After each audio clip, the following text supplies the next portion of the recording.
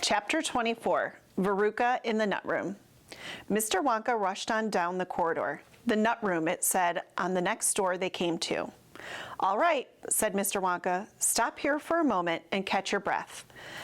And take a peek through the glass panel of this door. But don't go in, whatever you do. Don't go into the nut room. If you go in, you'll disturb the squirrels." Everyone crowded around the door. "Oh, look, Grandpa, look," cried Charlie. "Squirrels," shouted Veruca Salt. "Jeepers," said Mike Teavee. It was an amazing sight. 100 squirrels were seated upon high stools around a large table. On the table, there were mounds and mounds of walnuts, and the squirrels were all working away like mad, shelling the walnuts at a tremendous speed. "These squirrels are specially trained for getting the nuts out of walnuts," Mr. Wonka explained. "Why use squirrels?" Mike Teavee asked. "Why not use Oompa Loompas?" "Because," said Mr. Wonka, "Oompa Loompas can't get walnuts out of walnut shells in one piece. They always break them into two. Nobody except squirrels can get walnuts whole out of the walnut shells every time. It is extremely difficult. But in my factory, I insist upon using only whole walnuts. Therefore, I have to have squirrels to do the job. Aren't they wonderful, the way they get those nuts out? And see how they first tap each walnut with their knuckles to be sure it's not a bad one. If it's bad, it makes a hollow sound, and they don't bother to open. They just throw it down the garbage chute. There, look, watch that squirrel nearest to us. I think he's got a bad one now." They watched the little squirrel as he tapped the walnut shell with his knuckles. He cocked his head to one side, listening intently.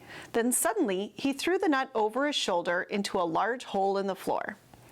"Hey, Mummy," shouted Veruca Salt suddenly. "I've decided I want a squirrel. Get me one of those squirrels." "Don't be silly, sweetheart," said Mrs. Salt. "These all belong to Mr. Wonka." "I don't care about that," shouted Veruca. "I want one. All I've got at home is 2 dogs and 4 cats and 6 bunny rabbits and 2 parakeets and 3 canaries and a green parrot and a turtle and a bowl of goldfish and a cage of white mice and a silly old hamster. I want a squirrel." "All right, my pet," Mrs. Salt said soothingly. "Mummy'll get you a squirrel just as soon as she possibly can." "But I don't want any old squirrel," Veruca shouted. "I want a trained squirrel." At this point, Mr. Salt, Veruca's father, stepped forward. "Very well, Wonka," he said importantly, taking out a wallet full of money. "How much do you want for one of these crazy squirrels? Name your price." "They're not for sale," Mr. Wonka answered. "She can't have one." "Who says I can't?" shouted Veruca. "I'm going in to grab me a squirrel this very minute."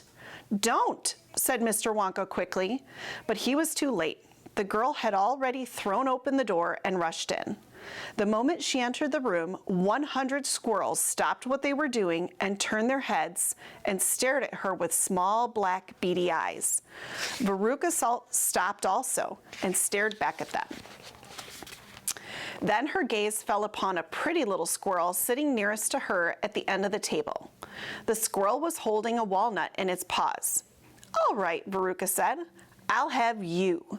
She reached out her hands to grab the squirrel. But as she did so, in that first split second when her hands started to go forward, there was a sudden flash of movement in the room, like a flash of brown lightning, and every single squirrel around the table took a flying leap towards her and landed on her body. 25 of them caught hold of her right arm and pinned it down. 25 more caught hold of her left arm and pinned that down. 25 caught hold of her right leg and anchored it to the ground. 24 caught hold of her left leg. And the one remaining squirrel, obviously the leader of them all, climbed up on her shoulder and started tapping the wretched girl's head with its knuckles. "Save her," screamed Mrs. Salt. "Veruca, come back. What are they doing to her?" "They're testing her to see if she's a bad nut," said Mr. Wonka. "You watch." Veruca struggled furiously, but the squirrels held her tight, and she couldn't move. The squirrel on her shoulder went tapping the side of her head with his knuckles. Then, all at once, the squirrels pulled Veruca to the ground and started carrying her across the floor. "My goodness, she is a bad nut after all," said Mr. Wonka. "Her head must have sounded quite hollow." Veruca kicked and screamed, but it was no use. The tiny, strong paws held her tightly, and she couldn't escape. "Where are they taking her?" shrieked Mrs. Salt. "She's going where all the other bad nuts go," said Mr. Willy Wonka. "Down the garbage chute." "By golly, she is going down the chute," said Mr. Salt, staring through the glass door at his daughter. "Then save her," cried Mrs. Salt. "Too late," said Mr. Wonka. "She's gone." And indeed she had. "But where?" shrieked Mrs. Salt, flapping her arms. "What happens to the bad nuts? Where does the chute go to?" "That particular chute," Mr. Wonka told her, "runs directly into the great big main garbage pipe, which carries away all the rubbish from every part of the factory. All the floor sweepings and potato peelings and rotten cabbages and fish heads and stuff like that." "Who eats fish and cabbage and potatoes in this factory, I'd like to know?" asked Mike Teavee. "I do, of course," answered Mr. Wonka.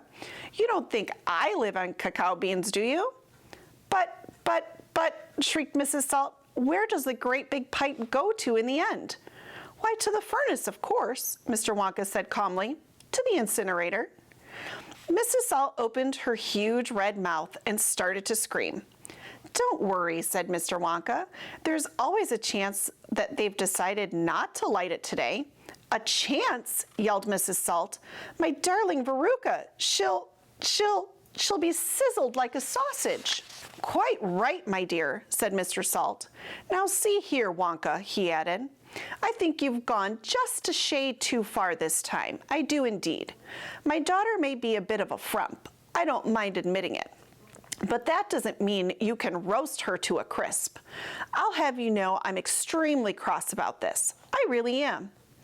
"Oh, don't be cross, my dear sir," said Mr. Wonka.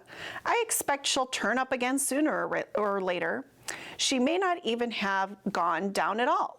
She may be stuck in the chute just below the entrance hole. And if that's the case, all you have to do is go in and pull her up again." Hearing this, both Mr. and Mrs. Salt dashed into the nut room and ran over to the hole in the floor and peered in.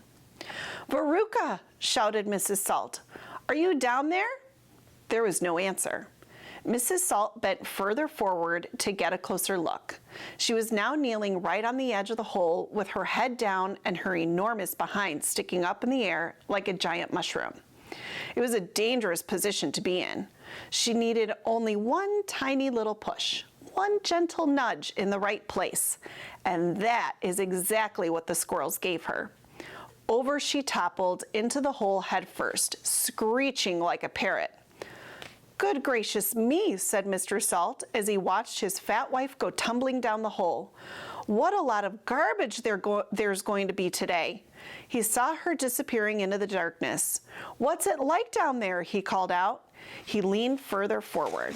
The squirrels rushed up behind him. "Help!" he shouted. But he was already toppling forward, and down the chute he went, just as his wife had done before him, and his daughter. "Oh dear," cried Charlie, who was watching with the others through the door. "What on earth's going to happen to them now?" "I expect someone will catch them at the bottom of the chute," said Mr. Wonka. "But what about the great fiery incinerator?" asked Charlie. They only light it every other day," said Mr. Wonka. "Perhaps this is one of the days when they let it go out. You never know. They might be lucky." "Shh," said Grandpa Joe. "Listen. Here comes another song." From far away down the corridor came the beating of drums. Then the singing began. "Veruca Salt," sang the Oompa Loompas. "Veruca Salt, the little brute, has just gone down the garbage chute. And as we very rightly thought that in a case like this we ought to see the thing completely through, we've polished off her parents too. Down goes Veruca, down the drain. And here, perhaps, we should explain that she will meet, as she descends, a rather different set of friends. To those that she has left behind, these won't be nearly so refined. A fish head, for example, cut this morning from a halibut. Hello, good morning, how do you do? How nice to meet you, how are you? And then a little further down, a mass of others gather round. A bacon rind, some rancid lard, a loaf of bread gone stale and hard, a steak that nobody could chew, an oyster from an oyster stew. Some liverwurst so old and gray, one smelled it from a mile away. A rotten nut, a reeky pear, a thing the cat left on the stair, and lots of other things as well, each with a rather horrid smell. These are Veruca's newfound friends that she will meet as she descends, and this is the price she has to pay for going so very far astray. But now, my dears, we think you might be wondering, is it really right that every single bit of blame and all the scolding and the shame should fall upon Veruca Salt? Is she the only one at fault? For though she's spoiled, and dreadfully so, a girl can't spoil herself, you know. Who spoiled her then? Ah, who indeed? Who pandered to her very every need? Who turned her into such a brat? Who are the culprits? Who did that? Alas, you needn't look so far to find out who these sinners are. They are, and this is very sad, her loving parents, Mom and Dad. And that is why we're glad they fell into the garbage chute as well.